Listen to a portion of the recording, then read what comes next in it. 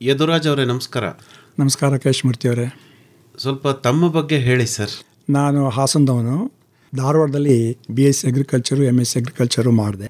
ಅದಾದಮೇಲೆ ನಾನು ಡೆಲ್ಲಿಗೆ ಹೋಗಿ ಭಾರತೀಯ ಕೃಷಿ ಅನುಸಂಧಾನ ಸಂಸ್ಥೆಯಲ್ಲಿ ವಿಜ್ಞಾನಿಯಾಗಿ ಸೇರಿಕೊಂಡೆ. ICRನಲ್ಲಿ ಅಲ್ಲಿ ಒಂದು 20 ವರ್ಷ ಸೇವೆ ಮಾಡಿದ ಮೇಲೆ ಅದೇ ICRನಲ್ಲೇ ಒಂದು ವೀಡ್ ಮೇಲೆ ಇನ್ಸ್ಟಿಟ್ಯೂಟ್ ಇದೆ, ಕಳೆಗಳ ಮೇಲೆ, ಕಳೆ ನಿಯಂತ್ರಣದ ಬಗ್ಗೆ ಜಬಲ್ಪುರಲ್ಲಿ. ಅದಕ್ಕಾಗಿ ಡೈರೆಕ್ಟ್ರಾಗಿ ಹೋಗಿದೆ.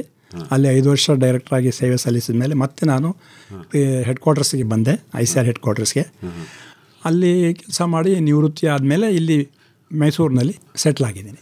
ಬೇರೆ ಬೇರೆ ದೇಶಗಳಿಗೆಲ್ಲ ಹೋಗಿದ್ದೀರಾ ಸರ್? ನಮ್ಮದು PhD ಮಾಡಿದ್ದು ಹೊರಗಡೆನೆ, UK PhD ಮಾಡಿದೆ. ಕಾಮನ್ ಸ್ಕಾಲರ್ಶಿಪ್ನಲ್ಲಿ ನನಗೊಂದು ಸ್ಕಾಲರ್ಶಿಪ್ ಸಿಕ್ಕಿತ್ತು.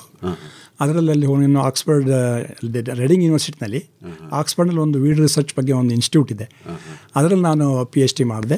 ಏನು ತಮ್ಮ PhD ಟಾಪಿಕ್ಕು? PhDನಲ್ಲಿ ಕಳೆನಾಶಕಗಳ ಬಗ್ಗೆ ಉಪಯೋಗಿಸ್ತಾರಲ್ಲ, ಅದ್ರ ಬಗ್ಗೆ ಆಗ ಹೊಸದಾಗಿತ್ತು. ನಾನು ಹೋಗಿದ್ದು 1980ರಲ್ಲಿ.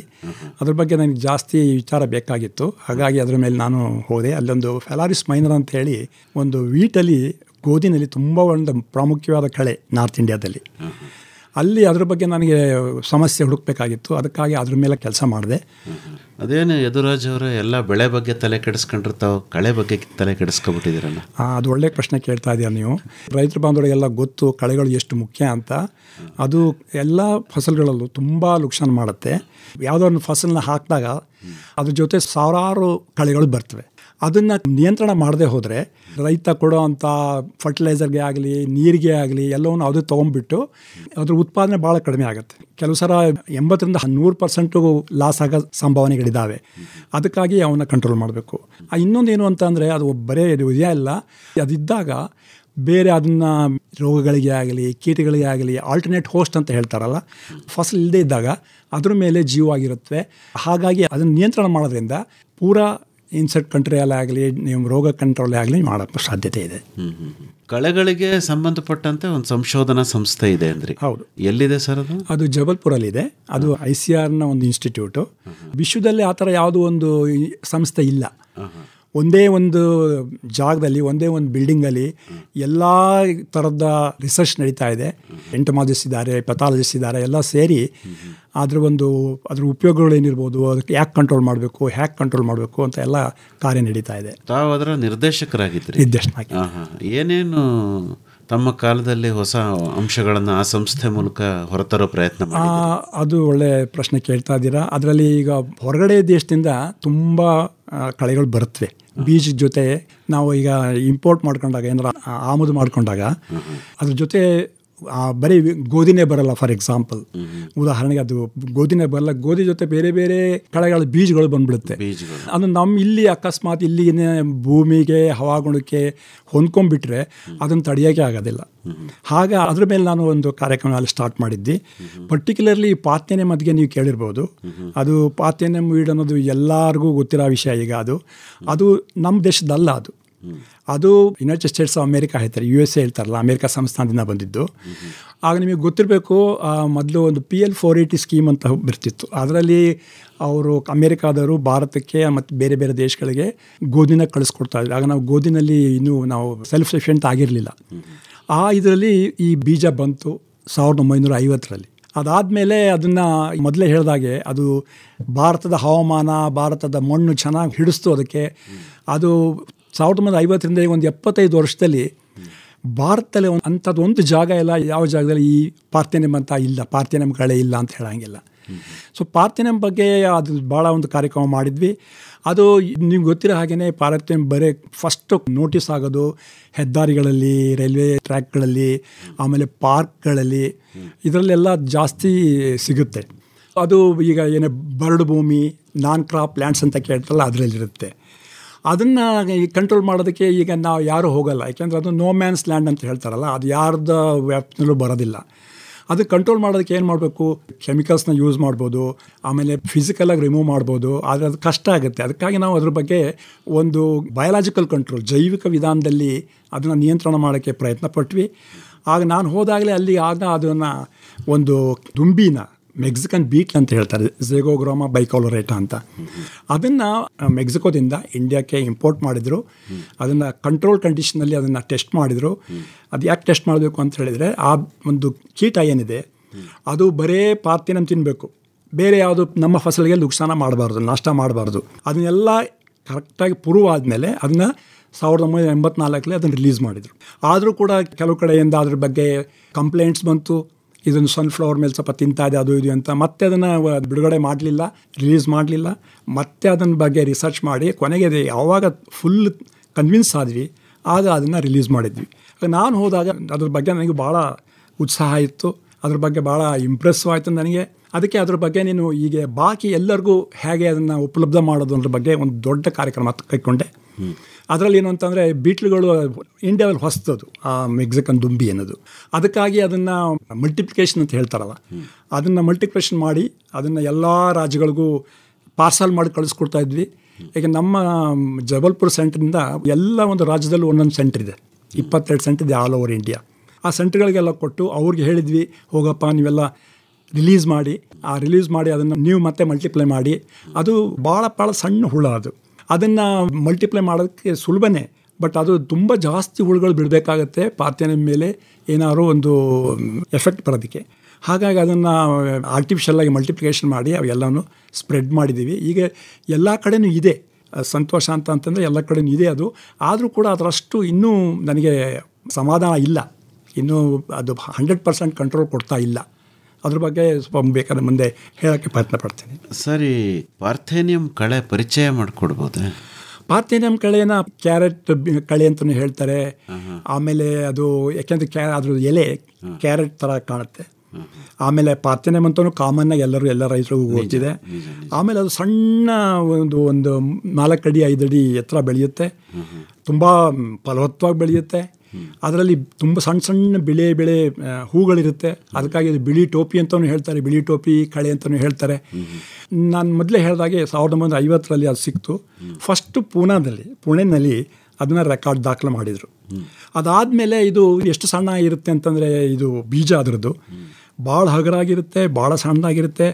1000 ಬೀಜ ಹಾಕಿದರೂ 1 ಗ್ರಾಮಿಂತ ಕಮ್ಮಿ ಬರುತ್ತೆ, ಅಷ್ಟು ಸಣ್ಣದಿರುತ್ತೆ. ಹಾಗಾಗಿ ಅದರದ್ದು ಒಂದು ಜಾಗದಿಂದ ಇನ್ನೊಂದು ಜಾಗಕ್ಕೆ ಹೋಗೋದಕ್ಕೆ ಭಾಳ ಸುಲಭ ಅಂತ ಅಂದರೆ ಗಾಳೀಲಿ ಬಂದುಬಿಡುತ್ತೆ.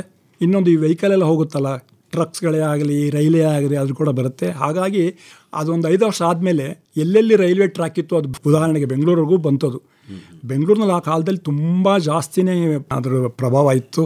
ಅದಾದಮೇಲೆ ಅದನ್ನು ಕಂಟ್ರೋಲ್ ಮಾಡೋದು ಭಾಳ ಕಷ್ಟ ಆಗ್ತಾಯಿದೆ. ಈಗ ಮೊದಲು ಹೆದ್ದಾರಿಗಳಲ್ಲಿ ಇದರಲ್ಲಿ ಪಾರ್ಕ್ಗಳಲ್ಲಿ ಇದರೆಲ್ಲ ಇರ್ತಿತ್ತು. ಅದಾದಮೇಲೆ ರೋಡ್ಗಳಲ್ಲಿ ಮೊದಲು ಪಟ್ಟಣದಲ್ಲಿತ್ತು, ನಗರಗಳಲ್ಲಿತ್ತು. ಅದಾದಮೇಲೆ ಸ್ವಲ್ಪ ದಿವಸ ಆದಮೇಲೆ ಈಗ ಬೆಳೆಗಳ ಮೇಲೆ ಬಂದಿದೆ, ಕೃಷಿ ಬೆಳೆಗಳ ಮೇಲೆ ಬಂದಿದೆ, ತೋಟಗಾರಿಕೆಗಳು ಬಂದಿದೆ. ನೀವು ಇಲ್ಲಿಂದ ಬೆಂಗಳೂರಿಗೆ ಹೋಗ್ಬೇಕಾದ್ರೆ ಬಸ್ಸಲ್ಲಿ ಹೋಗ್ತೀರಾ, ಟ್ರೈನಲ್ಲಿ ಹೋಗ್ತೀರಾ, ನೋಡಿ 2 ಕಡೆನೂ ಯಾವ ಕಡೆ ನೋಡಿದ್ರೂ ಕೂಡ ಈ ಕಳೆ ಕಾಣುತ್ತೆ. ಈಗ ಪರ್ಟಿಕ್ಯುಲರ್ಲಿ ಇದರಲ್ಲಿ ಕೋಕೋನಟ್ ಆರ್ಚರ್ಡ್ಸಲ್ಲಿ, ಅರೆಕಾನಟ್ ಆರ್ಚರ್ಡ್ಸಲ್ಲಿ ತುಂಬ ಜಾಸ್ತಿ ಬರುತ್ತೆ. ಈಗ ಫಸಲಿಗೂ ಸ್ಟಾರ್ಟ್ ಆಗಿಬಿಟ್ಟಿದೆ. ಉಳುಮೆ ಮಾಡದಲ್ಲೇ ಇರೋ ಜಮೀನಲ್ಲಿ ಇದು ಜಾಸ್ತಿ ಇರುತ್ತೆ. ಹೌದು, ಉಳುಮೆ ಮಾಡಿದ್ಮೇಲೆ ಜಾಸ್ತಿ ಇರುತ್ತೆ. ಜಾಗ ಖಾಲಿ ಇಡಬಾರ್ದು, ಬರಡು ಭೂಮಿಲಿ ಚೆನ್ನಾಗಿ ಬರುತ್ತೆ.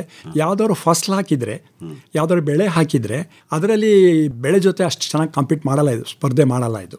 ಹಾಗಾಗಿ ಈ ಕಡೆ ಎಲ್ಲ ಆಗುತ್ತೆ ಅಂದರೆ, ಈಗ ಒಂದು ಕಡೆ ಒಂದು ಬೆಳೆ ತೆಗಿತೀರಾ, ಯಾವಾಗ ಖಾಲಿ ಬಿಡ್ತೀರಾ ಅದು ಕಟಾವು ಆದಮೇಲೆ, ಆಗ ಅದು ಬಂದ್ಬಿಡುತ್ತೆ ಆರಾಮಾಗಿ. ಅದು ಯಾವ ಥ್ರೋಟ್ ಇಯರ್ ಇರುತ್ತೆ, ಬಟ್ ಮಳೆಗಾಲದಲ್ಲಿ ಜಾಸ್ತಿ. ಅಮೇರಿಕಾದಿಂದ ಬಂದದ್ದು ಇದು? ಅಮೇರಿಕಾದಿಂದ ಬಂದಿದ್ದು. PL 480 ಸ್ಕೀಮ್ ಅಂತ ಇತ್ತಲ್ಲ, ಅದರಲ್ಲಿ ವೀಟ್ ತರಿಸ್ಕೊಳ್ತಾ ಇದ್ವಿ ನಾವು. ಆಗ ನಮಗೆ ಫುಡ್ಡಿನ ಕೊರತೆ ಇತ್ತು. ಆವಾಗ ತರಿಸ್ಕೊಳ್ತಾ ಇದ್ದಾಗ ಅದ್ರ ಜೊತೆ ಬಂತು, ಅನ್ಇನ್ವೈಟೆಡ್ ಗೆಸ್ಟ್ ಅಂತಾರಲ್ಲ, ಹಾಗಾಗಿ ಅದ್ರ ಜೊತೆ ಬಂತು ಇದು. ಅನಪೇಕ್ಷಿತ ಅತಿಥಿ. ಹೌದು. ಅದೇ ಇಷ್ಟು ತೀವ್ರತರವಾಗಿ ಇದು ಹರಡೋದಕ್ಕೆ ಕಾರಣಗಳನ್ನು ಆಗ್ಲಿಂದ ಪಟ್ಟಿ ಮಾಡಿದ್ರಿ. ಇನ್ನೂ ಏನಾದರೂ ಬೇರೆ ಕಾರಣಗಳಿರ್ಬೋದಾ ಇದು ನಮ್ಮ ಭಾರತ ದೇಶದಲ್ಲಿ ತುಂಬ ವೇಗವಾಗಿ ಹರಡೋದಕ್ಕೆ? ಅದೇ ಒಂದು ಮೊದಲೇ ಹೇಳಿದಾಗ ನಾನು ಇದಕ್ಕೆ ಭೂಮಿ ಮತ್ತು ಹವಾ ಹೊಂದ್ಕೊಂಡಿತ್ತು, ಒಂದಾಯಿತು. ಇನ್ನೊಂದು ಇದಾದಮೇಲೆ ಏನಂತಂದರೆ, ಇದು ಹೊರದೇಶದಿಂದ ಬಂದಿತ್ತಲ್ಲ, ಹಾಗಾಗಿ ಎಲ್ಲ ಸಸ್ಯಗಳ ಮೇಲೂ ಕೂಡ ಒಂದೊಂದು ರೋಗ ಬಂದೇ ಇರುತ್ತೆ, ಒಂದೊಂದು ಕೀಟ ಇದ್ದೇ ಇರುತ್ತೆ. ಅದೆಲ್ಲ ಏನು ಮಾಡುತ್ತೆ, ಅದನ್ನು ಒಂದು ಗ್ರೋತ್ಗೆ ಕಂಟ್ರೋಲ್ ಮಾಡುತ್ತೆ. ಅದು ಯಾವಾಗಿಲ್ಲ ಅಂದರೆ ಅದು ಚೆನ್ನಾಗಿ ಬೆಳೆಯುತ್ತೆ. ಇದು ಹೊರಗಡೆಯಿಂದ ಬಂದ ಸಸ್ಯ ಆದ್ದರಿಂದ ಇದು ಅದರಲ್ಲಿ ಮೇಲೆ ಇರೋ ರೋಗ ಮತ್ತು ಅದರ ಮೇಲೆ ಇರೋ ಕೀಟನ ಅಲ್ಲೇ ಬಿಟ್ಬಿಟ್ಟು ಇಲ್ಲಿ ಬಂದ್ಬಿಡ್ತು. ಹಾಗಾಗಿ ನಮ್ಮ ಭಾರತ ದೇಶದಲ್ಲಿ ಇರೋ ಅಂಥ ಯಾವ ರೋಗ ಆಗಲಿ ಯಾವ ಕೀಟ ಆಗಲಿ ಇದ್ರ ಏನು ಕೂಡ ಇದು ಮಾಡೋಕ್ಕಾಗಲ್ಲ. ಅದೊಂದು ಕಾರಣ ಜಾಸ್ತಿ ಆಗೋದಕ್ಕೆ. ಇನ್ನೊಂದು ಕಾರಣ ಅಂದರೆ ದನ ಎಲ್ಲ ತಿನ್ನಲ್ಲ. ಇದರಲ್ಲಿ ಒಂದು ಕೆಮಿಕಲ್ ಇದೆ, ಅದು ಪಾಯ್ಸನ್ ಸಬ್ಸ್ಟೆನ್ಸಸ್ ಇರುತ್ತೆ, ಅದನ್ನು ದನ ಮುಟ್ಟೋದಿಲ್ಲ. ದನ ಯಾಕೆ ನೀವು ಹೇಳ್ದಂಗೆ ಈವನ್ ಮೇಕೆನೂ ಮುಟ್ಟೋದಿಲ್ಲ. ಎಲ್ಲ ಗಾದೆ ಇದೆಯಲ್ಲ ಎಂಥದ್ದು ಆಡು ಮುಟ್ಟೆ ಸೊಪ್ಪಿಲ್ಲ ಅಂತ, ಇದು ಮಾತ್ರ ಒಂದು ಹೇಳ್ಬೋದು, ಇದು ಮುಟ್ಟಲ್ಲ. ಅದು ಆಡು ಮುಟ್ಟಲ್ಲ, ಕುರಿ ಮುಟ್ಟಲ್ಲ. ಹಾಗಾಗಿ ಇದಕ್ಕೆ ಯಾವುದು ಅದು ದನ ಆದರೆ ಈಗ ಹುಲ್ಲು ತಿನ್ನುವಾಗ ಅದು ಕಳೆಗಳನ್ನು ತಿನ್ನುತ್ತೆ, ಆದರೆ ಇದನ್ನು ಮುಟ್ಟಲ್ಲ. ಹಾಗಾಗಿ ಇದು ಇನ್ನೊಂದು ಕಾರಣ ಇದು ಯಾಕೆ ಇಷ್ಟೊಂದು ಸ್ಪ್ರೆಡ್ ಆಗಿದೆ ಅಂತ. ಇನ್ನೊಂದು ಅಂದರೆ ಇದರ ಬೇರುಗಳಲ್ಲಿ ಅಲಿಲೋ ಕೆಮಿಕಲ್ಸ್ ಅಂತ ಹೇಳ್ತಾರೆ. ಆ ಕೆಮಿಕಲ್ಸ್ನಲ್ಲಿ ಭೂಮಿಗೆ ಬಿಟ್ಟಾಗ ಅದರ ಸುತ್ತಮುತ್ತ ಯಾವ ಬೇರೆ ಪ್ಲಾಂಟ್ಗಳಿಗೂ ಬರೋಕ್ಕೆ ಬಿಡೋದಿಲ್ಲ, ಬೇರೆ ಯಾವ ಸಸ್ಯಗಳನ್ನು ಬರೋಕ್ಕೆ ಬಿಡಲ್ಲ. ಅದೇನಾಗುತ್ತೆ, ಒಂದು ಪ್ಲಾಂಟ್ ಇದ್ದಿದ್ದು ಮುಂದಿನ ವರ್ಷ 10 ಆಗುತ್ತೆ, ಅದ್ರ ಮುಂದೆ ವರ್ಷ 1000 ಆಗುತ್ತೆ, ಅದಾದಮೇಲೆ ಇನ್ನೂ 1,00,000 ಆಗುತ್ತೆ. ಹಾಗಾಗಿ ಸ್ಪ್ರೆಡ್ ಆಗ್ತಾ ಹೋಗುತ್ತೆ. ಈ ಕಾಲೋನಿ ಮಾಡ್ತಾರೆ ಅಂತ ಹೇಳ್ತಾರಲ್ಲ, ಹಾಗೆ ಈ ಕಾಲೋನೈಸಿಂಗ್ ಕೆಪಾಸಿಟಿ ಇದಕ್ಕಿದೆ, ಇನ್ವೇಸಿವ್ ಕೆಪಾಸಿಟಿ. ಅದೊಂದು ಕಾರಣ ಯಾಕೆ ಇದು ಜಾಸ್ತಿ ಸ್ಪ್ರೆಡ್ ಆಗಿದೆ, ಈ ಪೂರಾ ಭಾರತದಲ್ಲಿ ಯಾಕೆ ಹಬ್ಬಿಕೊಂಡಿದೆ ಅಂತ ಹೇಳಲಿಕ್ಕೆ. ಮತ್ಸ್ಯತರಂಗ.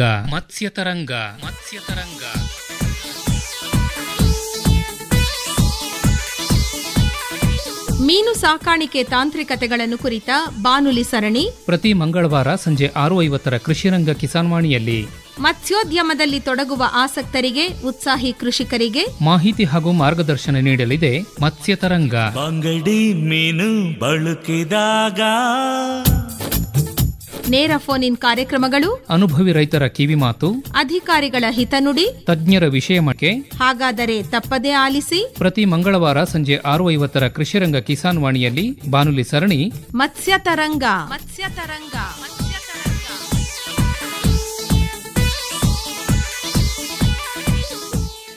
ದುಷ್ಪರಿಣಾಮಗಳು ಏನೇನು ಪಾರ್ಥೇನಿಯಮ್ದು? ದುಷ್ಪರಿಣಾಮ ಅಂದರೆ ಇದು ಭಾಳ ವಿನಾಶಕಾರಿ ಕಳೆ. ಹೌದು, ಹೊರಗಡೆ ಬಂದಿದ್ದೌದು, ಜಾಸ್ತಿ ಚೆನ್ನಾಗಿ ಸ್ಪ್ರೆಡ್ ಆಗ್ತಾಯಿದೆ ಒಂದು. ಅದಲ್ಲದೆ ಇದಕ್ಕೆ ಎಲ್ಲ ಕಳೆಗಳಿಗೂ ನಿಮಗೆ ಗೊತ್ತಿರ್ಬೋದು ಕೇಶಮೂರ್ತಿಯವರೇ, ಇದು ಫಸಲ್ ಜೊತೆ ಬೆಳೆದಾಗ ಅದಕ್ಕೆ ಹಾಕಿರೋ ಗೊಬ್ಬರ ನೀರು ಎಲ್ಲ ತೊಗೊಂಡು ಅದರ ಪ್ರೊಡಕ್ಟಿವಿಟಿನ ಕಮ್ಮಿ ಮಾಡುತ್ತೆ. ಹಾಗೆ ಇದು ಮಾಡುತ್ತೆ. ಅದಲ್ಲದೆ ಈ ಒಂದು ಕಳೆಯ ವಿಶೇಷತೆ ಏನು ಅಂದರೆ ಇದರಲ್ಲಿ ಹೆಲ್ತ್ ಪ್ರಾಬ್ಲಮ್ ಭಾಳ ಆಗುತ್ತೆ. ಆರೋಗ್ಯಕ್ಕೆ, ಜನಗಳ ಆರೋಗ್ಯಕ್ಕೆ ಮತ್ತು ಪ್ರಾಣಿಗಳ ಆರೋಗ್ಯಕ್ಕೆ ಬಹಳ ಪ್ರಭಾವ ಬೀರುತ್ತೆ. ಯಾಕೆ ಅಂತಂದರೆ ಇದರಲ್ಲಿ ಪೂರಾ ಕಾಂಡಗಳಲ್ಲಿ ಎಲೆಗಳ ಮೇಲೆ ಸಣ್ಣ ಸಣ್ಣ ಹೇರ್ಸ್ ಇರುತ್ತೆ. ಅದು ನಿಮ್ಮ ಕೈಗೆ ತಾಕಿದರೆ ಅಲರ್ಜಿ ಆಗುತ್ತೆ. ಕೆಲವ್ರಿಗಂತೂ ಭಾಳ ಸೆನ್ಸಿಟಿವ್ ಇರ್ತಾರೆ. ಅದು ಚರ್ಮ ರೋಗಗಳು ಬರುತ್ತೆ, ತುರಿಕೆ ಬರುತ್ತೆ, ಅದು ತುಂಬ ಹೆಲ್ತ್ ಪ್ರಾಬ್ಲಮ್ ಇದೆ. ಆಮೇಲೆ ಅದಕ್ಕಾಗಿ ನೀವು ಕೀಳುವಾಗ ಕೆಲವು ನೀವು ಸೆನ್ಸಿಟಿವ್ ಇದ್ದರೆ, ಅಲರ್ಜಿಕ್ ಇದ್ದರೆ ಅದನ್ನು ನೀವು ಡೈರೆಕ್ಟಾಗಿ ಕೈಯಿಂದ ಮುಟ್ಟಬೇಡಿ. ನಿಮ್ಮನ್ನು ಕೈಗೆ ಒಂದು ಪ್ಲಾಸ್ಟಿಕ್ ಚೀಲ ಹಾಕ್ಕೊಂಡು ಅದನ್ನು ಕೀಳಿಲ್ದರೆ ಬಿಟ್ಬಿಡಿ, ಬೇರೆಯವ್ರ ಹತ್ರ ಕೀಳಿಸಿ. ಎಲ್ಲರಿಗೂ ಎಲರ್ಜಿ ಇರಲ್ಲ, ಕೆಲವ್ರಿಗೆ ಮಾತ್ರ ಅಲರ್ಜಿ ಇರುತ್ತೆ. ಆಮೇಲೆ ಇದು ಇದೇ ಥರ ದನಗಳಿಗೂ ಕೂಡ, ಈಗ ಪ್ರಾಣಿಗಳು ಓಡಾಡುವಾಗ ಅದು ತಿನ್ನಲ್ಲ, ಒಂದು ಒಪ್ಕೊಳ್ತೀನಿ, ತಿಂದೇ ಇದ್ರೂ ಕೂಡ ಅದು ಓಡಾಡುವಾಗ ಅದಕ್ಕೆ ಎಲೆ ತಾಕುತ್ತೆ, ಆಮೇಲೆ ಅಪ್ಪಿತಪ್ಪಿ ಒಂದೇ ತಿನ್ನಲೂಬಹುದು. ಹಾಗಾಗಿ ಇದು ಸ್ವಲ್ಪ ಅದ್ರ ಮೇಲೆ ಪ್ರಮಾಣ ಕೊಡುತ್ತೆ. ಆ್ಯನಿಮಲ್ಸ್ದು ಹೇರ್ ಫಾಲ್ ಆಗುತ್ತೆ, ಗುದ್ಲುಗಳು ಬಿದ್ದೋಗುತ್ತೆ, ಅದಕ್ಕೂ ಚರ್ಮ ತುರಿಕೆ ಬರುತ್ತೆ. ಆಮೇಲೆ ಇನ್ನೊಂದು, ಈ ಅಕಸ್ಮಾತ್ ಏನಾದ್ರು ನಮ್ಮ ದನಗಳು ತಿಂದರೆ ಅದರ ಒಂದು ಹಾಲಿದೆಯಲ್ಲ ಅದ್ರ ಮೇಲೂ ಪ್ರಭಾವ ಬೀಳುತ್ತೆ, ಬೇರೆ ವಾಸನೆ ಬರುತ್ತೆ. ಹೀಗಾಗಿ ಇದನ್ನು ಕಂಟ್ರೋಲ್ ಮಾಡೋದು ಭಾಳ ಅವಶ್ಯಕತೆ ಇದೆ. ಅಂದರೆ ಈ ಒಂದು ಕಳೆ ಏನಿದೆಯಲ್ಲ ಇದರದ್ದು ಉಪಯೋಗಗಳೇ ಇಲ್ಲ ಅಂತೀರ? ಸೃಷ್ಟಿಯಲ್ಲಿ ಎಲ್ಲ ಇದರಲ್ಲೂ ಯಾವ ಪ್ಲಾಂಟು ಕೂಡ ಯೂಸ್ಲೆಸ್ ಅಲ್ಲ. ನಿಜ. ನೀವು ಗೊತ್ತಿರೋ ಹಾಗೇನೆ ಆಯುರ್ವೇದದಲ್ಲಿ ಎಲ್ಲ ಉಪಯೋಗಿಸಲ್ಲ. ಅವೆಲ್ಲ ನಾವು ಈಗ ಕಳೆ ಅಂತ ಹೇಳ್ತೀವಿ, ಅವು ಈಗ ಕಳೆ ಅಲ್ಲ. ಅವು ಹಿಂದೆ ಕಳೆ ಅಂತ ಇರಲೇ ಇರಲಿಲ್ಲ. ಮನುಷ್ಯ ಯಾವಾಗ ವ್ಯವಸಾಯ ಸ್ಟಾರ್ಟ್ ಮಾಡ್ದ ಆಗ ಅವನಿಗೆ ಗೊತ್ತಾಯಿತು, ಇದು ನನಗೆ ಬೇಡ, ಇದು ನನಗೆ ಬೇಡ ಅಂಥೇಳಿ ಕಿತ್ತಾಕಕ್ಕೆ ಸ್ಟಾರ್ಟ್ ಮಾಡ್ದ. ಆಗಿನಿಂದ ಕಳೆ ಅನ್ನೋದೊಂದು ಹೆಸರು ಬಂತು. ಇಲ್ಲದ್ರೆ ಕಳೆ ಅನ್ನೋದು ಇಲ್ಲವೇ ಇಲ್ಲ ಇದರಲ್ಲಿ. ಎಲ್ಲ ಎಷ್ಟೋ ಜನ ಹೇಳ್ತಾರೆ ಇದು ಒಂದು ಒಳ್ಳೆ ಅತ್ಯುತ್ತಮವಾದ ಕೀಟನಾಶಕ ಗುಣ ಇದೆ ಇದಕ್ಕೆ, ಹಾಗಾಗಿ ಇದರ ಸಾರವನ್ನು ತೆಗೆದು ಸಿಂಪರಣೆ ಮಾಡಿದ್ರೆ ಕೀಟಗಳು ಹೋಗ್ಬಿಡ್ತವೆ ಅಂತ. ಯಾಕೆಂದ್ರೆ ತಾವು ಆರಂಭದಲ್ಲೇ ಹೇಳಿದ್ರಿ ಇದು ಒಂದೇ ಬಂತು, ಜೊತೆ ಕೀಟ ರೋಗ ತರಲಿಲ್ಲ ಅಂತ. ಹೌದು, ಅದೇನಾದರೂ ಇದರ ಒಳ್ಳೆ ಗುಣ ಅಂತ ಅನ್ಕೋಬಹುದು. ಒಳ್ಳೆ ಗುಣ ಅನ್ಕೊಬೋದು. ಇದರಲ್ಲಿ ನಮ್ಮ ಅಬ್ಸರ್ವೇಷನ್ ಕರೆಕ್ಟ್ ಇದೆ. ಅದರಲ್ಲಿ ಇದು ಕೀಟನಾಶಕ ಪ್ರಾಪರ್ಟಿಗಳಿದ್ದಾವೆ. ಆದರೆ ಅದನ್ನು ಇಲ್ಲಿವರೆಗೂ ಇಷ್ಟು ವರ್ಷ ಆದರೂ ಕೂಡ ಅದನ್ನು ಒಂದು ಕೆಮಿಕಲ್ನ ತೆಗೆದು ಅದನ್ನು ಕಮರ್ಷಿಯಲೈಸ್ ಮಾಡೋ ಕೆಪಾಸಿಟಿ ಇನ್ನೂ ಬಂದಿಲ್ಲ. ಬಟ್ ಇಮ್ಮಿಡಿಯೇಟಾಗಿ ನನಗೆ ಮನಸ್ಸಿಗೆ ಏನೇನು ಬರುತ್ತೆ, ಯೋಚನೆ ಏನು ಬರುತ್ತೆ ಅಂತಂದರೆ, ಈ ಇದರಲ್ಲಿ ಇಷ್ಟೊಂದು ಪ್ರಮಾಣದಲ್ಲಿ ಬೆಳೀತಾ ಇದೆ, ಇಷ್ಟು ಸೊಗಸಾಗಿ ಬೆಳೀತಾ ಇದೆಯಲ್ಲ, ಅದನ್ನು ಕಾಂಪೋಸ್ಟ್ ಮಾಡ್ಕೊಬೋದು. ಅದನ್ನು ಕಾಂಪೋಸ್ಟ್ನ ತುಂಬ ನಾವೆಲ್ಲ ಮಾಡಿ ನೋಡಿದ್ದೀವಿ. ಅದರಲ್ಲಿ ಒಳ್ಳೆ NPK ಎಲ್ಲ ಸಿಗುತ್ತೆ, ಎಲ್ಲ ಸತ್ಯಾಂಶಗಳು ಇರುತ್ತೆ. ಆಮೇಲೆ ಒಂದೇ ಒಂದು ಪ್ರಿಕಾಷನ್ ತೊಗೊಬೇಕು ಅಂತಂದರೆ ಇದನ್ನು ನೀವು ಹೂವಿಗಿಂತ ಮುಂಚೆ ಕೀಳೋದು ಒಳ್ಳೆಯದು. ಯಾಕೆಂದರೆ ಹೂವು ಆದಮೇಲೆ ಕಿತ್ತರೆ ಮತ್ತೆ ಅದರದ್ದು ಕಂಟ್ರೋಲ್ ಆಗೋಲ್ಲ. ಯಾಕೆಂದರೆ ಅದು ಅಷ್ಟೊತ್ತಿಗೆ ಬೀಜ ಆಗಿರುತ್ತೆ, ಬೀಜ ಎಲ್ಲ ಗಾಳಿಗೆ ಇನ್ನೊಂದು ಜಾಗಕ್ಕೆ ಹೋಗುತ್ತೆ. ಸೊ ನಾವೇನು ಹೇಳ್ತೀವಿ ಅಂದರೆ ಬೇರು ಸಹಿತ ಕೀಳಿ, ಆಮೇಲೆ ಸಾಧ್ಯವಾದಷ್ಟು ಅದು ಹೂವಿಗೆ ಬರೋಕ್ಕೆ ಮುಂಚೆ ಕೀಳಿ ಅದು ಕಿತ್ಬಿಟ್ಟು ಒಂದು ಸಣ್ಣ ಗುಂಡಿ ಥರ ಮಾಡಿ ನೀವು ಬೇರೆ ಥರ ಯಾವ ಕಾಂಪೋಸ್ಟ್ ಮಾಡ್ತೀರೋ ಅದೇ ಥರ ಮಾಡಿ ಅದನ್ನು ಸ್ವಲ್ಪ ಹುಳ್ತಾದ್ಮೇಲೆ ಒಳ್ಳೆ ಸೊಗಸಾದ ಕಾಂಪೋಸ್ಟ್ ಆಗುತ್ತೆ. ಅದನ್ನು ನೀವು ಬೆಳೆಗಳಿಗೆ ಉಪಯೋಗಿಸ್ಕೋಬೋದು. ಈಗ ತಾವು ಬೇರೆ ದೇಶದಿಂದ ಒಂದು ದುಂಬಿ ತಂದೆ ಅಂತಂದ್ರೆ ಅಲ್ವಾ? ಅಂದ್ರೆ ಈ ಪಾರ್ಥೇನಿಯಮ್ಮು ಆ ದೇಶದಲ್ಲಿ ಮುಂಚೆಯಿಂದಲೂ ಇತ್ತು. ಅದು ಮುಂಚೆಯಿಂದ ಇತ್ತು. ಬಟ್ ಅಲ್ಲಿ ಇಂಥ ಪ್ರಾಬ್ಲಮ್ ಭಾರತ ದೇಶ ಅಂತ ಪ್ರಾಬ್ಲಮ್ ಆಗಿರಲಿಲ್ಲ. ಯಾಕೆಂದ್ರೆ ಮೊದಲೇ ಹೇಳಿದಾಗೆ ಆ ದೇಶದಲ್ಲಿ ಆ ಹವಾಗುಣಕ್ಕೆ ಹೊಂದ್ಕೊಳ್ಳೋ ಅಂಥ ರೋಗಗಳಿದ್ವು, ಕೀಟಗಳಿದ್ವು, ಅವನ್ನ ಕಂಟ್ರೋಲ್ ಮಾಡ್ತಾ ಇತ್ತು. ಅದು ನಾನು ಮೇಲೆ ಹೋಗ್ತೀನಿ ಅಂದರೆ ಇದು ಕೆಳಗೆ ಎಳಿತಾ ಇತ್ತು. ಹಾಗಾಗಿ ಅಲ್ಲಿತ್ತು. ಬಟ್ ಇಲ್ಲಿ ಬಂದ ಮೇಲೆ ಅದನ್ನು ಯಾವೂ ಇಲ್ಲ. ಅಮೆರಿಕಾದಲ್ಲಿ ಇರಲಿಲ್ವ ಯಾವ ದುಂಬಿನೂ? ಇರಲಿಲ್ಲ, ಅಮೆರಿಕಾದಲ್ಲಿ ಇರಲಿಲ್ಲ. ಮೆಕ್ಸಿಕೋದಲ್ಲಿ. ಆಮೇಲೆ ಇದು ಬೇರೆ ಕಡೆ ದೇಶ, ನಮ್ಮ ಭಾರತದಲ್ಲಿ ಒಂದೇ ಅಲ್ಲ, ಇದು ತುಂಬ ಈಗ ಜಗತ್ತಿನ ಒಂದು 100 ರಾಷ್ಟ್ರಗಳ ಮೇಲೆ ಇದು ಹಂಚ್ಕೊಂಡಿದೆ. ಎಲ್ಲ ಕಡೆನೂ ತುಂಬ ಪ್ರಾಬ್ಲಮ್ ಇದೆ.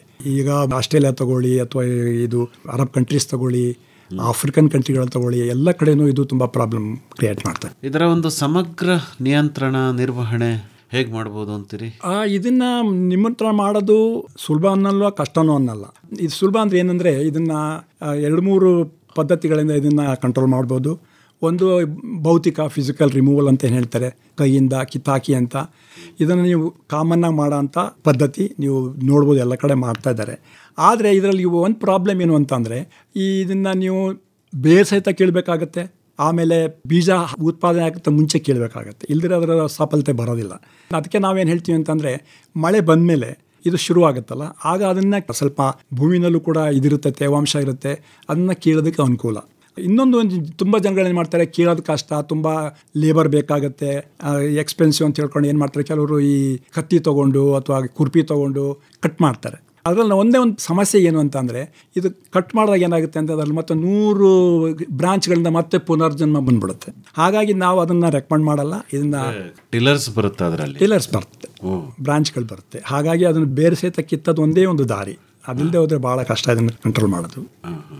ಯಾವುದು ರಾಸಾಯನಿಕ ಸಿಂಪರಣೆ? ರಾಸಾಯನಿಕಗಳಿದೆ. ಅದಕ್ಕಿಂತ ಮುಂಚೆ ನಾನು ಇದ್ರ ಬಗ್ಗೆ ಜೈವಿಕ ಬಗ್ಗೆ ಹೇಳಕ್ಕೆ ಇಷ್ಟಪಡ್ತೀನಿ. ನಾನು ಆಗಲೇ ಹೇಳಿದಾಗೆ ಇದು ಬೈಕೋಲರೇಟ್ ಅಂತ ಒಂದಿದೆ, ಮೆಕ್ಸಿಕನ್ ದುಂಬಿ. ಅದು ಒಂದೇ ಒಂದು ಇದು ಅಂದರೆ ಅದು ಬೇರೆ ಯಾವ ಸಸ್ಯಗಳ ಮೇಲೂ ಕೂಡ ಅದನ್ನು ತಿನ್ನಲ್ಲ. ಅದನ್ನು ಭಾಳ ಸಣ್ಣ ದುಂಬಿ ಅದು. ಈ ಜಬಲ್ಪುರಿಂದ ಬೇಕಾದ್ರೆ ತರಿಸ್ಕೊಬೋದು, ಇಲ್ಲದ್ರೆ ಇಲ್ಲಿ ಹತ್ತಿರದಲ್ಲಿರೋ KVKಲಿ ಅದು ಸಿಗ್ಬೋದು, ಅಥವಾ ಇಲ್ಲಿ ಯೂನಿವರ್ಸಿಟಿ ಇದೆಯಲ್ಲ ಬೆಂಗಳೂರಿನಲ್ಲಿ ಆಗಲೇ ಬಂದ್ಬಿಟ್ಟಿದೆ. ಬಟ್ ಅದು ಇಷ್ಟೊಂದು ಜಾಸ್ತಿ ಸಂಖ್ಯೆನಲ್ಲಿ ಇಲ್ಲ.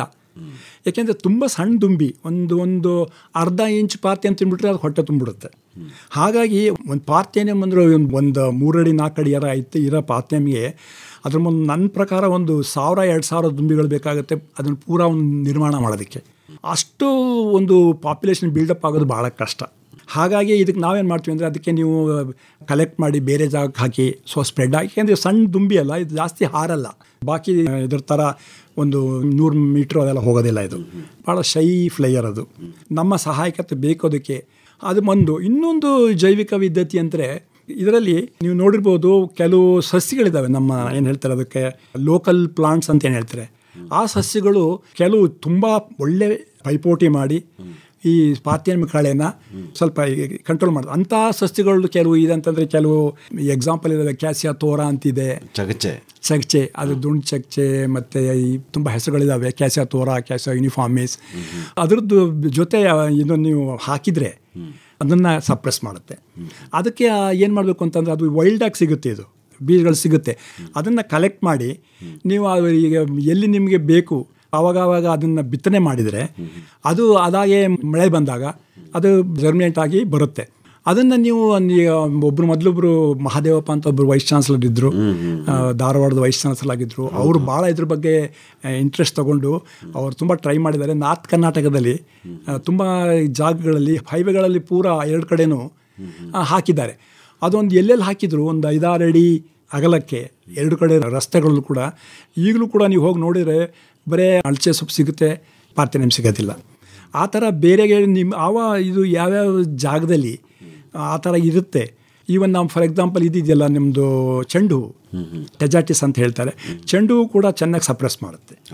ಇಂಥದ್ದೊಂದು ನೀವೇ ಆಯಾ ಜಾಗದಲ್ಲಿ ಯಾವ ಇಂಥ ಸಸ್ಯಗಳಿದ್ದಾವೆ ಅದನ್ನು ಪತ್ತೆ ಹಚ್ಚಿ ಅದ್ರ ಬಗ್ಗೆ ಸ್ವಲ್ಪ ಬೀಜ ಕಲೆಕ್ಟ್ ಮಾಡಿ ನಾವಾಗೆ ಚಿರುಕು ಮಾಡಿದ್ರೆ ಅದನ್ನು ಕಮರ್ತ ಆಗುತ್ತೆ. ಅಲ್ಲ, ಈ ನಾಯಿ ಹತೋಟಿ ಮಾಡೋಕ್ಕೆ ಚಿರತೆ ಹಿಡ್ಕೊಂಬಂದಂಗೆ ಆಗುತ್ತಲ್ವ? ಈಗ ಆ ಕಳೆ ತಗೊಂಬಂದ್ರೆ ಮತ್ತೆ ಅದನ್ನು ಹತೋಟಿ ಮಾಡೋಕ್ಕೆ ಇನ್ನೊಂದು ಆಯಿತು. ಅದು ನೀವು ಹೇಳಿದ್ ನೀವು ಕೇಳೋಕ್ಕೆ ಅಷ್ಟೇ ಕರೆಕ್ಟು. ಆದರೆ ಅಂಥದ್ದೊಂದು ಇದಕ್ಕಿಂತ ಒಂದು ಏನು ಕಮ್ಮಿ ಪ್ರಾಬ್ಲಮ್ ಇರೋವಂಥದ್ದು ತರಬೇಕು. ಈಗ ಇದು ತುಂಬ ಜಾಸ್ತಿ ಪ್ರಾಬ್ಲಮ್ ಕೊಡ್ತಾ ಇದೆ ನೋಡಿ, ಯಾಕೆ ಹೆಲ್ತ್ಗೆ ಆಗಲಿ. ಈ ಕೆಲವ್ರಿಗೆಲ್ಲ ಈಗ ಇದು ಬರುತ್ತೆ ನೋಡಿ, ಏನು ಹೇಳ್ತಾರೆ, ಕೈ ಮೇಲೆಲ್ಲ ಇದು ಬರುತ್ತೆ, ಗಂಧೆ ಆಗುತ್ತೆ, ಅಲರ್ಜಿ ಆಗುತ್ತೆ. ಅದಲ್ಲದೆ ಇನ್ನು ಕೆಲವರಿಗೆ ಇದಿರ್ತಾರೆ ನೋಡಿ, ಆಸ್ತಮಾ ಇರೋರಿಗೆ, ಬ್ರಾಂಕೈಟಿಸ್ ಇರೋರಿಗೆ ಅದರದ್ದು ಈ ಪರಾಗು ಅಂತ ಹೇಳ್ತಾರಲ್ಲ, ಪೋಲನ್, ಆ ಪೋಲನ್ಗಳು ಲಕ್ಷಾಂತರ ಕೋಟ್ಯಾಂತರ ಪೋಲನ್ ಬಂದ್ಬಿಡುತ್ತೆ, ಸಣ್ಣ ಇರುತ್ತೆ. ಅದೇನಾಗುತ್ತೆ ಅಂತಂದ್ರೆ ಅದು ಹವಾದಲ್ಲಿ ಇದರಲ್ಲಿ ಗಾಳಿಯಲ್ಲಿ ಸೇರಿಕೊಂಡು ಎಲ್ಲ ಕಡೆ ಇರುತ್ತೆ. ಅದು ಕೆಲವರಿಗೆ ಆಸ್ತಮಾ ಪೇಷಂಟ್ಗಿದ್ದರಿಗೆ ಅದನ್ನು ಮಾಡಿದಾಗ ಅವ್ರಿಗೆ ತುಂಬ ಕಷ್ಟ ಆಗುತ್ತೆ. ಹಾಗಾಗಿ ಇದನ್ನು ನೀವು ಆಸ್ತಮಾದಿಂದ ದೂರ ಇರಬೇಕು ಅಂತ ಹೇಳಿದರೆ ಈ ಪಾರ್ಥೇನಿಯಂನಿಂದ ಇಲ್ಲದೇ ಇರೋ ಕಡೆ ಹೋಗಿರ್ಬೇಕಾ ಅಂತ ಸಂಭವ ಬಂದ್ಬಿಡುತ್ತೆ. ಸರ್, ಎಷ್ಟೆಲ್ಲ ಕಳೆನಾಶಕಗಳ ಸಂಶೋಧನೆ ಆಗಿದೆ, ಈ ಪಾರ್ಥೇನಿಯಂ ಹತೋಟಿ ಮಾಡೋಕೆ ಒಂದು ಕಳೆನಾಶಕ ಆಗಲಿಲ್ವ? ಇಲ್ಲ ಸರ್, ತುಂಬ ಆಗಿದೆ. ಕಳೆನಾಶಕಗಳು ತುಂಬ ಇದ್ದಾವೆ. ಅದನ್ನು ನಾನು ಹೇಳಿದಾಗೆ ಕಳೆನಾಶಕಗಳ ಬಗ್ಗೆ ನಾವು ಅಷ್ಟು ಜಾಸ್ತಿ ಪ್ರಾಮುಖ್ಯತೆ ಕೊಡ್ತಾ ಇಲ್ಲ. ಯಾಕೆ ಅಂದರೆ ಇದನ್ನು ನೀವು ಈಗ ರೈತರು ಅವರವರ ಹೊಲದಲ್ಲಿ ಇದನ್ನು ಉಪಯೋಗಿಸ್ಬೋದು, ಇದನ್ನು ಕಳೆನಾಶಕಗಳನ್ನ. ಈಗ ಹೊರಗಡೆ ರೋಡಲ್ಲಿ, ಆಮೇಲೆ ಪಾರ್ಕ್ಗಳಲ್ಲಿ, ಆಮೇಲೆ ಈ ಥರ ಒಂದು ಬಂಜರ್ ಜಾಮೀನಲ್ಲಿ ಯಾರು ಮಾಡಲ್ಲ. ಹಾಗಾಗಿ ನಾವು ಜೈವಿಕ ವಿಧಾನಗಳಲ್ಲಿ ಬಗ್ಗೆ ಪ್ರಾಮುಖ್ಯತೆ ಕೊಡೋಣ ಅಂತ ಇಷ್ಟಪಡ್ತೀವಿ. ಈ ಕಳೆನಾಶಕಗಳ ಬಗ್ಗೆ ಅಂಥ ಒಂದು ಈಗ ಹೊರಗಡೆ ಈಗ ನಾನು ಹೇಳೋದಂದರೆ, ಈಗ ನಮ್ಮ MCCನೇ ಆಗಲಿ, ಮೈಸೂರು ಕಾರ್ಪೊರೇಷನ್ ಇದೆ, ಅಥವಾ ಯಾವುದೇ ಬೇರೆ ಪಟ್ಟಣಗಳೇ ಆಗಲಿ, ನಗರದಲ್ಲಿ ಅದನ್ನು ಅವರು ನಮ್ಮ ಹತ್ರ ದುಡ್ಡು ತೊಗೊಳ್ತಾರೆ, ಪ್ರಾಪರ್ಟಿ ಟ್ಯಾಕ್ಸ್ ಅಂತ. ಈಗ ಈ ವೇಕೆಂಟ್ ಸೈಟ್ ಇದ್ದರೆ ಅದ್ರ ಬಗ್ಗೆನೂ ಒಂದು 400-500 ರೂಪಾಯಿ ಏನೋ ಒಂದು ವರ್ಷಕ್ಕೆ ತೊಗೊಳ್ತಾರೆ. ಯಾತಕ್ಕೆ ಅಂತ ಅದನ್ನು ಕ್ಲೀನ್ ಮಾಡೋಕ್ಕೆ ಅಂತ. ನಾನಂತೂ ಇಲ್ಲಿವರೆಗೂ ಅದನ್ನು ಕ್ಲೀನ್ ಮಾಡಿದ್ದು ನೋಡಿಲ್ಲ. ಮೈಸೂರಲ್ಲೇ ನಾನು ನೋಡ್ತೀನಲ್ಲ, ಎಲ್ಲ ಒಂದು ಖಾಲಿ ನಿವೇಶಗಳಲ್ಲಿ ಪಾರ್ಥೇನಿಯಂ ಕಳೆ ತುಂಬಿದೆ. ಅಂದರೆ ತಾವು ಹೇಳೋದು ರೈತರಾದರೆ ಅವ್ರ ಜಮೀನಲ್ಲಿ ಅವ್ರು ಹತೋಟಿ ಮಾಡ್ಕೋತಾರೆ, ಆದರೆ ಯಾರಿಗೂ ಸೇರದಲ್ಲೇ ಇರೋವಂಥ ಜಾಗದಲ್ಲಿ ಹತೋಟಿ ಕಷ್ಟ ಇದೆ. ಹಾಗಾಗಿ ಜೈವಿಕ ನಿಯಂತ್ರಣಕ್ಕೆ ಹೋಗೋದು ಒಳ್ಳೆಯದು ಅಂತ. ಪೌರಸಭೆಗಳೇ ಆಗಲಿ ಕೂಡ ಅವರು ಕೂಡ ಕಳೆಯೆಲ್ಲ ಕೀಳಿಸೋದಕ್ಕೆ ಅವರು ತುಂಬ ದುಡ್ಡು ಕೊಡ್ತಾರೆ. ಅದರ ಒಂದು 10ರಷ್ಟು ಕಡಿಮೆ ಆಗುತ್ತೆ ನೀವು ಈ ಕಳೆನಾಶಕ ಹಾಕೋದ್ರಿಂದ. ಅದನ್ನು ಒಂದಿದೆ ಗ್ಲೈಫಾಸೇಟ್ ಅಂತ ಒಂದು ಇದೆ. ಆ ಕಳೆನಾಶಕನ ನೀವು 1 ಲೀಟ್ರು ನೀರಿನಲ್ಲಿ 10 ml ಗ್ಲೈಫಾಸೇಟ್, ಅದಕ್ಕೊಂದು 20 ಗ್ರಾಮು ಯೂರಿಯಾ ಮಿಕ್ಸ್ ಮಾಡಿ, ಒಂದು 2-3 ತೊಟ್ಟು ನಿಂಬೆ ರಸ ಹಾಕ್ಬಿಟ್ಟು ಎಲ್ಲ ಮಿಕ್ಸ್ ಮಾಡಿಬಿಟ್ಟು ಮಿಶ್ರಣ ಮಾಡಿ ಅದನ್ನು ಸಿಂಪಡಿಸಿದ್ರೆ ಚೆನ್ನಾಗಿ 100% ಕಂಟ್ರೋಲ್ ಆಗುತ್ತೆ. ಅದೇ ಥರ ಇನ್ನೊಂದು ಮೆಟ್ರಿಬ್ಯೂಸಿನ್ ಅಂತ ಒಂದಿದೆ, ಅದನ್ನು ಕೂಡ ಇದೇ ಥರ ಅದು ಒಂದು 10 ಗ್ರಾಮು 1 ಲೀಟ್ರಿಗೆ ಮಿಕ್ಸ್ ಮಾಡಿ ಅದನ್ನು ಸ್ಪ್ರೇ ಮಾಡ್ಕೊಂಡು ಹೋಗಬೇಕು. ಅಂದರೆ ಇದು ನಾನು ಹೇಳಿದಂದರೆ, ಇದು ಈಗ ಗ್ಲೈಫೋಸೇಟ್ ಅಂತ ಹೇಳಿದ್ನಲ್ಲ, ಅದು ಎಂಥ ಒಂದು ಕಳೆನಾಶಕ ಅಂತ ಅಂದರೆ ಅದು ಈವನ್ ಸಸ್ಯಗಳಿಗೂ ಇದು ಹಾನಿ ಮಾಡುತ್ತೆ. ಅದು ನಾನ್ ಸೆಲೆಕ್ಟಿವ್ ಅಂತ ಹೇಳ್ತೀವಿ ನಾವು, ಅದು ಸೆಲೆಕ್ಟ್ ಮಾಡಲ್ಲ. ಬಟ್ ಈಗ ಫಸಲ್ಗಳಲ್ಲಿ ಕೆಲವು ಉಪಯೋಗಿಸ್ತಿರಲ್ಲ, ಅದು ಸೆಲೆಕ್ಟಿವ್ ಹರ್ಬಿಸೈಡ್ ಅಂತ. ಈಗ ಮೆಟ್ರಿಬ್ಯೂಸಿನ್ ಅಂತ ಏನು ಹೇಳಿದೆ, ಅದನ್ನು ನೀವು ಆಲೂಗೆಡ್ಡೆನಲ್ಲೇ ಆಗಲಿ ಅಥವಾ ಕ್ಯಾರೆಟಲ್ಲೇ ಆಗಲಿ ಉಪಯೋಗಿಸ್ಬೋದು, ಏನೂ ತೊಂದರೆ ಆಗಲ್ಲ. ಅದ್ರ ಬಗ್ಗೆ ಚೆನ್ನಾಗಿ ತಿಳುವಳಿಕೆ ತೊಗೊಂಡು KVK ವಿಜ್ಞಾನಿಗಳಿಂದಲೇ ಆಗಲಿ ಅಥವಾ ಯೂನಿವರ್ಸಿಟಿ ವೈಜ್ಞಾನಿಗಳಿಂದ ತಗೊಂಡು ಅವರು ಯಾವುದನ್ನು ರೆಕಮೆಂಡ್ ಮಾಡ್ತಾರೆ ಅದನ್ನು ಉಪಯೋಗಿಸೋದು ಒಳ್ಳೆಯದು.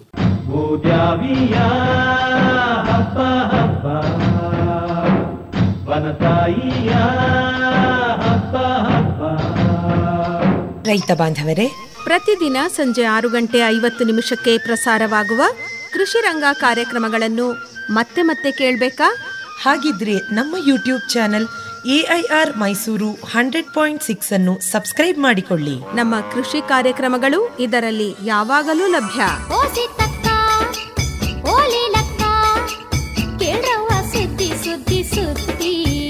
ಕೇಳಿ, ಆನಂದಿಸಿ ಮೈಸೂರು ಆಕಾಶವಾಣಿಯ ಕೃಷಿ ರಂಗ ಕಾರ್ಯಕ್ರಮಗಳನ್ನು.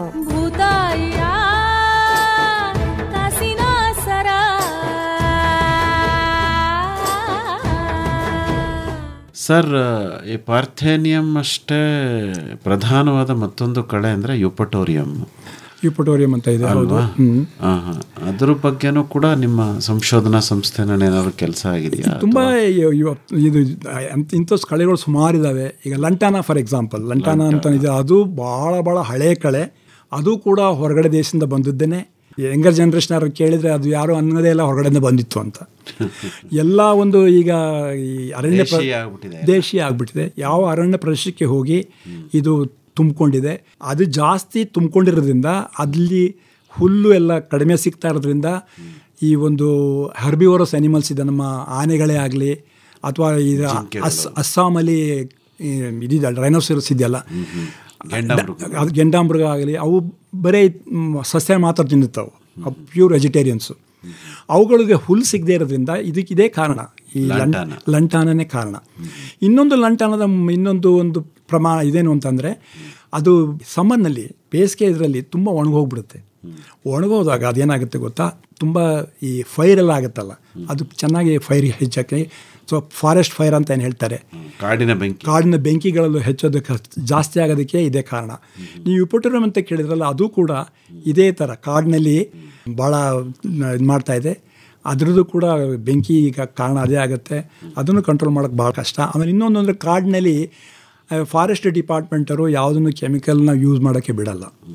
ಆಮೇಲೆ ಇದನ್ನು ನನಗೂ ಇನ್ನೂ ಗೊತ್ತಿಲ್ಲ, ಅದೇನಾದ್ರು ಈ ಜೈವಿಕ ಏನಾದ್ರು ಈಗ ದುಂಬಿ ಗಿಂಬಿ ಏನಾದರೂ ಅದನ್ನು ಬಿಡೋಕ್ಕೆ ಬಿಡ್ತಾರೋ ಗೊತ್ತಿಲ್ಲ.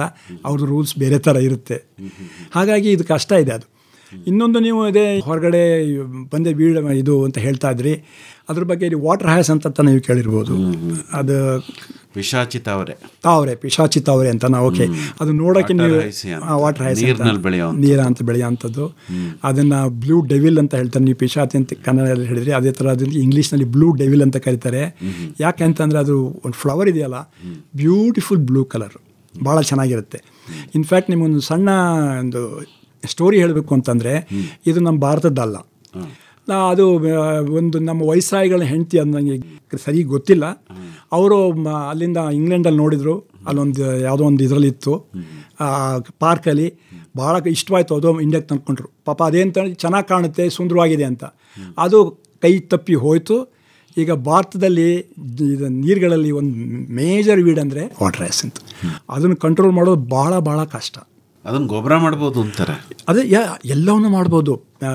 ಕೇಶಮೂರ್ತಿಯವರೇ, ಪ್ರಾಬ್ಲಮ್ ಏನು ಅಂತಂದರೆ, ಸಮಸ್ಯೆ ಏನು ಅಂತಂದರೆ, ಅದನ್ನು ನೀರಿಂದ ಸಾಗಿಸೋದೇ ಆಗಿ ಹೊರಗಡೆಗೆ. ಅದು ಏಕೆಂದರೆ 95% ಅದರಲ್ಲಿ ನೀರೇ ಇರುತ್ತೆ. ಅದು ನೀವು ಹೇಳ್ದಂಗೆ ಒಳ್ಳೆ ಗೊಬ್ಬರ ಆಗುತ್ತೆ. ಆಮೇಲೆ ಅಮೇರಿಕಾದಲ್ಲಿ ಟ್ರೈ ಮಾಡಿದ್ರೆ ಒಳ್ಳೆ ಬಯೋಗ್ಯಾಸ್ ಮಾಡ್ತಾರೆ.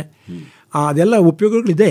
ಅದನ್ನು ತರೋದು ಕಷ್ಟ. ಈಗ ಅದಕ್ಕೆ ಈ ಕೆಲವು ಕಡೆಯಲ್ಲಿ ದೊಡ್ಡ ಯಂತ್ರಗಳನ್ನ ಉಪಯೋಗಿಸಿ, ಮೆಷಿನರಿ ಉಪಯೋಗಿಸಿ ಅದನ್ನು ಹಾರ್ವೆಸ್ಟ್ ಮಾಡ್ತಾರೆ. ಅಲ್ಲೇ ಕೆಲವು ಸಲ ಚಾಪ್ ಮಾಡಿ ಪಲ್ಪ್ ಮಾಡಿ ನೀರಲ್ಲಿ ಬಿಡ್ತಾರೆ. ಸೊ ಆ ಥರ ಮಾಡ್ತಾರೆ. ಬಟ್ ಎಲ್ಲ ಆದರೂ ಕೂಡ ಇನ್ನೂ ತುಂಬ ಸಮಸ್ಯೆ ಇದೆ. ಯದುರಾಜ್ ಅವರೇ, ರೈತರನ್ನ ಕಾಡುವಂತಹ ಮತ್ತೊಂದು ಕಳೆ ಅಂದರೆ ಗರಿಕೆ, ಜೇಕು ಅಂತೀವಿ, ಸೈನಾಡ ಅನ್ನೋ.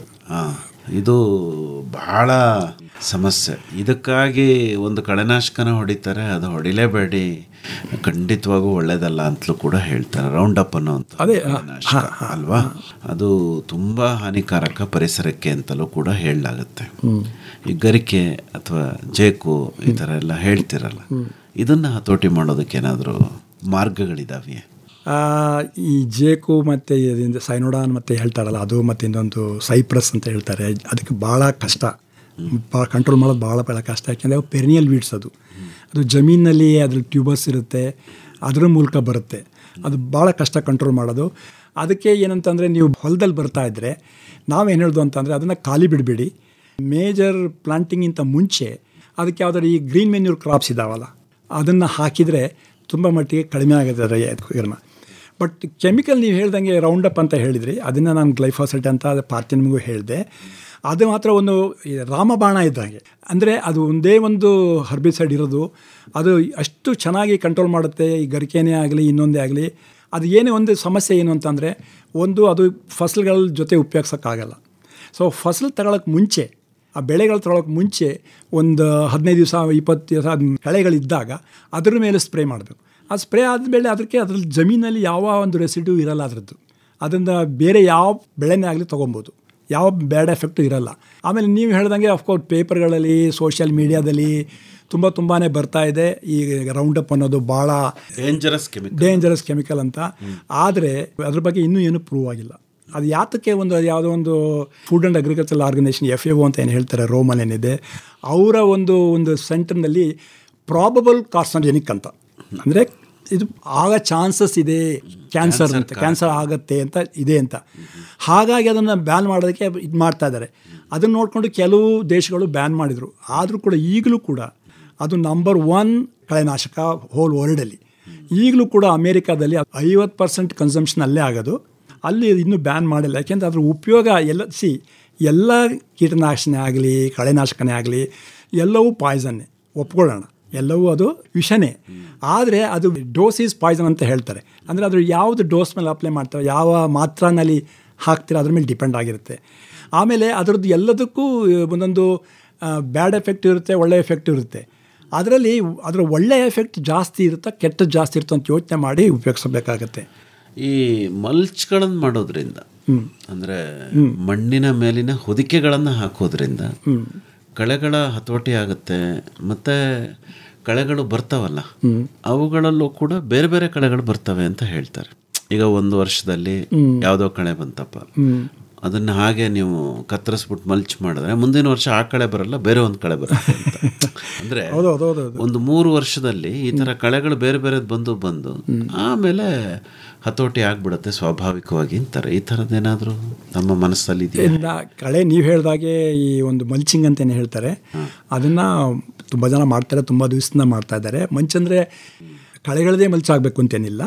ಈಗ ನಮ್ಮದು ಈ ಸ್ಟ್ರಾ ಎಲ್ಲ ಇರುತ್ತಲ್ಲ, ಈಗ ಇದರದೆಲ್ಲ ಹಾರ್ವೆಸ್ಟ್ ಆದಮೇಲೆ ಗೋಧಿ ಇದೆ, ರೈಸಿಂದೇ ಆಗಲಿ ಅಥವಾ ರಾಗಿದೇ ಆಗಲಿ ಯಾವುದೇ ಆಗಲಿ, ಅದನ್ನು ಈ 2 ರೋಗಳ ಮಧ್ಯೆ ಅದನ್ನು ಹರಿಸಿದ್ರೆ ಅದು ಫಿಸಿಕಲ್ ಇದಾಗ್ಬಿಟ್ಟು ಬರೋದಿಲ್ಲ, ಯಾವ ವೀಡು ಬರೋದಿಲ್ಲ.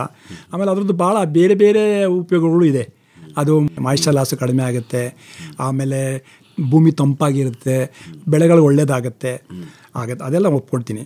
ನೀವು ಹೇಳಿದ್ದು ಕಳೆಗಳನ್ನು ಕೂಡ ಕಟ್ ಮಾಡಿ ಹಾಕಿದ್ರೆ ಆಗುತ್ತೆ. ಬಟ್ ಕಳೆಗಳು ಎಂಥ ಒಂದು ಅಡಾಪ್ಟ್ ಆಗೋಂಥ ಒಂದು ಸಸ್ಯ ಅಂದರೆ ಅದು ನೀವು ಏನೇ ಒಂದು ಕೆಮಿಕಲ್ ಹಾಕಿದರೂ ಅದಕ್ಕೆ ರೆಸಿಸ್ಟೆನ್ಸ್ ಬಂದ್ಬಿಡುತ್ತೆ. ಹರ್ಬಿಸೈಡ್ ರೆಸಿಸ್ಟೆನ್ಸ್ ಅಂತ ಹೇಳ್ತೀವಿ, ಅದೀಗ ತುಂಬ ದೊಡ್ಡ ಸಮಸ್ಯೆ ಆಗಿದೆ ಪೂರಾ ವಿಶ್ವದಲ್ಲಿ. ಹಾಗಾಗಿ ಅದಕ್ಕೆ ಹೊಂದ್ಕೊಳ್ಳೋ ಅಂಥ ಒಂದು ಕೆಪಾಸಿಟಿ ಇದೆಯಲ್ಲ, ಅದು ಮಾತ್ರ ರಿಮಾರ್ಕಬಲ್ಲು. ಹಾಗಾಗಿ ನೀವು ಹೇಳ್ದಂಗೆ ಕಟ್ ಮಾಡಿ ಅಂತ ಹೇಳಿದ್ರೆ ಇದು ಭಾಳ ಕಾಮನ್ನು. ಬೆಳೆ ಒಂದೇ ಇರುತ್ತೆ ಅಂತ ಇಟ್ಕೊಳ್ಳಿ, ಈಗ ರಾಗಿನೇ ಆಗಲಿ ಭತ್ತನೇ ಆಗಲಿ ಜೋಳನೇ ಆಗಲಿ ಇರುತ್ತೆ. ಅದರಲ್ಲಿ ನೀವು ಕಳೆಗಳು ಎಷ್ಟಿರ್ಬೋದು, ಅಟ್ಲೀಸ್ಟ್ 20-30 ಬೇರೆ ಬೇರೆ ಕಳೆ ಬರುತ್ತೆ. ಆಗ ನೀವು ಯಾವುದೇ ಒಂದು ನಿಯಂತ್ರಣ ಮಾಡಿದರೂ ಕೂಡ, ಈಗ ಕಳೆನಾಶಕಗಳೇ ಹಾಕಲಿ, ಎಲ್ಲ ಕಳೆಗಳನ್ನು ಕೊಲ್ಲಲ್ಲ ಅದು. ಕೆಲವು ಕಳೆಗಳು ಮೇಜರ್ ಕಳೆಗಳೇ ಅದನ್ನು ಕಂಟ್ರೋಲ್ ಮಾಡುತ್ತೆ, ಇನ್ನು ಕೆಲವು ಆಗೋದಿಲ್ಲ. ಅದೇನಾಗುತ್ತೆ, ಮುಂದಿನ ವರ್ಷ ಏನಾಗುತ್ತೆ, ಕಡಿಮೆ ಇದ್ದಿದ್ದ ಇದು ಇರ್ತಲ್ಲ, ಅದು ಮೇಜರ್ ಪ್ರಾಬ್ಲಮ್ ಆಗುತ್ತೆ ನೆಕ್ಸ್ಟ್ ಇಯರ್. ಹಾಗೆ ಇದು ಕಂಟಿನ್ಯೂ ಆಗ್ತಾ ಹೋಗುತ್ತೆ. ಆತ್ಮೀಯ ಕೇಳುಗರೆ, ರೈತ ಉತ್ಪಾದಕ ಕಂಪನಿಗಳನ್ನ ಉತ್ತಮ ತಾಂತ್ರಿಕತೆಗಳ ಮೂಲಕ ಕಟ್ಟಬೇಕೆ? ಕಂಪನಿಗಳ ಆಡಳಿತ ನಿರ್ವಹಣೆ ಮಾಡುವುದನ್ನು ಕಲಿಯಬೇಕೆ? ಕೃಷಿ ಉತ್ಪನ್ನಗಳ ಮಾರಾಟಕ್ಕೆ ನಿಮ್ಮದೇ ಜಾಲ ರೂಪಿಸಿಕೊಳ್ಳಬೇಕೆ?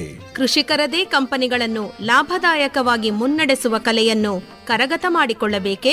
ಮತ್ತೇಕೆ ತಡ, ಆಲಿಸಿ. ಪ್ರತಿ ಗುರುವಾರ ಸಂಜೆ 6:50 ಕೃಷಿ ರಂಗ ಕಿಸಾನ್ ವಾಣಿಯಲ್ಲಿ ಬಿತ್ತರವಾಗುವ ಬಾನುಲಿ ಸರಣಿ ನಮ್ ಕಂಪನಿ, ನಮ್ ಕಂಪನಿ, ನಮ್ ಕಂಪನಿ. ನಮ್ಮ ಹೊಲ ನಮ್ಮ ಬೆಳೆ ಪೂರ್ಣ ಲಾಭದ ನ್ಯಾಯ, ಸಮಬಾಳು ಸಮಪಾಲು ಎಂಬುದೇ ಕಂಪನಿಯ ಧ್ಯೇಯ. ಈ ಕಾರ್ಯಕ್ರಮ ಸರಣಿ ಮೈಸೂರು ಆಕಾಶವಾಣಿಯ ಯೂಟ್ಯೂಬ್ ಚಾನಲ್ ಲಭ್ಯ. ಕೇಳಿ. ನಮ್ ಕಂಪನಿ, ನಮ್ ಕಂಪನಿ, ನಮ್ ಕಂಪನಿ. ಬನ್ನಿರಿ ರೈತರೇ ಒಗ್ಗಟ್ಟಾಗಿ ಕಂಪನಿ ಕಟ್ಟೋಣ, ಕೃಷಿಯು ಕೂಡ ಉದ್ಯಮ ಎಂಬುದ ಸಾಧಿಸಿ ತೋರೋಣ. ಕೇಳಿ, ನಮ್ ಕಂಪನಿ. ಕಟ್ಟಿ ನಿಮ್ಮದೇ ಕಂಪನಿ, ರೈತ ಉತ್ಪಾದಕರ ಕಂಪನಿ. ಕಳೆಗಳ ಬಗ್ಗೆ ಅರ್ಥ ಮಾಡ್ಕೋಬೇಕಾಗಿರುವಂಥ ಸತ್ಯಗಳು ಸಾಕಷ್ಟು ಇದ್ದಾವೆ. ಆದರೆ ಸಮಯದ ಮಿತಿ ನಮಗಿದೆ. ಹಾಗಾಗಿ ಹೆಚ್ಚಿನ ಮಾಹಿತಿಗೆ ತಮ್ಮನ್ನೇ ನೇರವಾಗಿ ನಮ್ಮ ಕೇಳುಗರು ಸಂಪರ್ಕ ಮಾಡಬೇಕು ಅಂತಾದರೆ ಸಂಪರ್ಕಕ್ಕಾಗಿ ತಮ್ಮ ಮೊಬೈಲ್ ಸಂಖ್ಯೆ ಕನ್ನಡದಲ್ಲಿ ಹೇಳ್ಬಿಡಿ ಯದುರಾಜ್ ಅವರೇ. ನನ್ನ ಹೆಸರು ಯದುರಾಜ್ ಅಂತ, ನಾನು ಮೈಸೂರಿನಲ್ಲಿ ವಾಸವಾಗಿದ್ದೀನಿ. ನನ್ನ ಮೊಬೈಲ್ ನಂಬರು 78939824456. ಇನ್ನೊಂದು ಸರಿ ಹೇಳ್ತೀರಾ? ಇನ್ನೊಂದು ಸಲ ಹೇಳ್ತೀನಿ. ನನ್ನ ಮೊಬೈಲ್ನ ಸಂಖ್ಯೆ 78939824456. ಇನ್ನೂ ಒಂದು ಸರಿ ಹೇಳ್ಬಿಡಿ ಸರ್. ಇನ್ನೊಂದು ಸಲ ಹೇಳ್ತೀನಿ. ನನ್ನ ಮೊಬೈಲ್ನ ನಂಬರು 78939824456. ರೈತರನ್ನ ಯಾವ ಬೇಕಾದ್ರೂ ನನ್ನನ್ನು ಕಾಂಟ್ಯಾಕ್ಟ್ ಮಾಡಿ ನನ್ನ ಸಲಹೆಗಳನ್ನ ಪಡ್ಕೋಬೋದು. ಒಳ್ಳೆಯದು ಯದುರಾಜ್ ಅವರೇ, ಇದುವರೆಗೂ ಕಳೆಯ ನಿರ್ವಹಣೆಗೆ ಸಂಬಂಧಪಟ್ಟಂತೆ ಬಹಳ ಉಪಯುಕ್ತವಾದ ಮಾಹಿತಿಯನ್ನು ನೀಡಿದ್ರಿ. ವಂದನೆಗಳು. ನಮಸ್ಕಾರ. ನಮಸ್ಕಾರ. ನನಗೊಂದು ಅವಕಾಶ ಕೊಟ್ಟಿದ್ದಕ್ಕೆ ನಮಸ್ಕಾರ.